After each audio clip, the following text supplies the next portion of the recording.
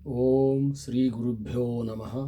ಶ್ರೀಮದ್ಭಗವದ್ಗೀತಾ 3ನೇ ಅಧ್ಯಾಯ 38ನೆಯ ಶ್ಲೋಕ. ಧೂಮೇನಾವ್ರಿಯತೆ ವಹ್ನಿಃ ಯಥಾದರ್ಶೋ ಮಲೇನ ಚ ಯತೋಲ್ಭೇನಾವೃತೋ ಗರ್ಭಃ ತಥಾ ತೇನೇದಮಾವೃತಂ. As fire is covered by smoke, mirror by dust, and embryo by the amnion, so is knowledge covered by desire.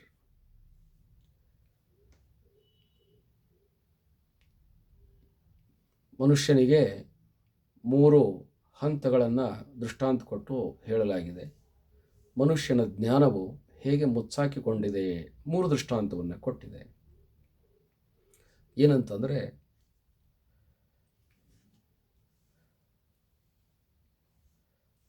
ಅಗ್ನಿ ಅನ್ನುವಂಥದ್ದು ಹೊಗೆಯಿಂದ ಮುಚ್ಚಿಕೊಂಡಿದೆ,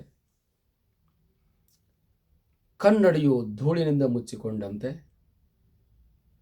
ಗರ್ಭಚೀಲದಿಂದ ಗರ್ಭವು ಮುಚ್ಚಿಕೊಂಡಂತೆ ಮನುಷ್ಯನ ಜ್ಞಾನವು, ಅವನ ವಿಕಾಸವು ಅವನ ಆಸೆಯಿಂದ, ಕಾಮಕ್ರೋಧಾದಿಗಳಿಂದ ಮುಚ್ಚಲ್ಪಟ್ಟಿದೆ. ಅಂದರೆ ಮನುಷ್ಯನು ಸಾಮಾನ್ಯವಾಗಿ ಪ್ರಕಾಶಾತ್ಮ, ಈತನು ಜ್ಞಾನವ ಪೂರಿತ, ಈತನು ಚೈತನ್ಯ ಸ್ವರೂಪ, ಈತನು ಯಾವಾಗಲೂ ಕಾರ್ಯಶೀಲ, ಕರ್ಮಶೀಲ, ಜ್ಞಾನಶೀಲ, ಚಾರಿತ್ರ್ಯವಂತ, ಪವಿತ್ರವಂತ, ಪುಣ್ಯವಂತ. ಹೀಗಿದ್ದರೂ ಕೂಡ ಈ ಮನುಷ್ಯನಿಗೆ ಇವ್ಯಾವುಗಳ ದರ್ಶನ ಆಗಿಲ್ಲ. ಈತನು ಯಾವಾಗಲೂ ಕೂಡ ದುಃಖಿಯಾಗಿಯೇ ಇದ್ದಾನೆ.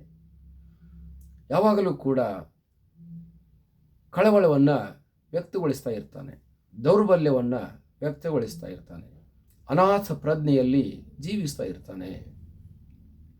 ಇದಕ್ಕೆಲ್ಲ ಕಾರಣ ಇವನ ಜ್ಞಾನವನ್ನು ಮುಚ್ಚಿ ಹಾಕಿರತಕ್ಕಂಥ ಅರಿಷಡ್ವರ್ಗಗಳು.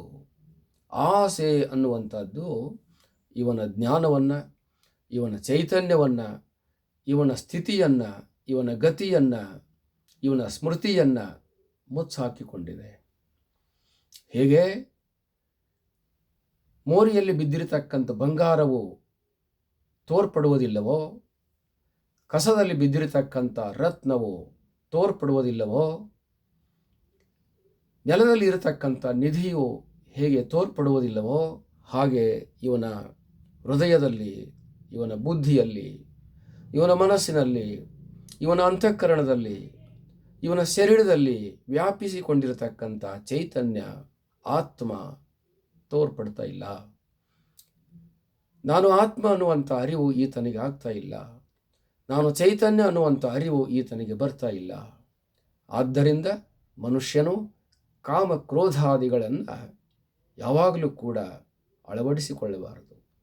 ಅವುಗಳನ್ನು ಸಾಕ್ಷಿ ರೂಪದಿಂದಲೋ, ಉದಾಸೀನ ರೂಪದಿಂದಲೋ, ಅಥವಾ ಅವುಗಳನ್ನು ತ್ಯಾಗ ರೂಪದಿಂದಲೋ ನೋಡಬೇಕಲ್ಲದಲೇ ಭೋಗ ರೂಪದಿಂದ ಅವುಗಳನ್ನು ಬಳಸಬಾರದು, ಅವುಗಳನ್ನು ಬೆಳೆಸಬಾರದು, ಅವುಗಳನ್ನು ಯಾವ ರೀತಿಯಿಂದಲೂ ಕೂಡ ಅಳವಡಿಸಿಕೊಳ್ಳಬಾರದು ಅನ್ನುವಂಥ ಅಭಿಪ್ರಾಯವನ್ನು ಇಲ್ಲಿ ಹೇಳಲಾಗಿದೆ.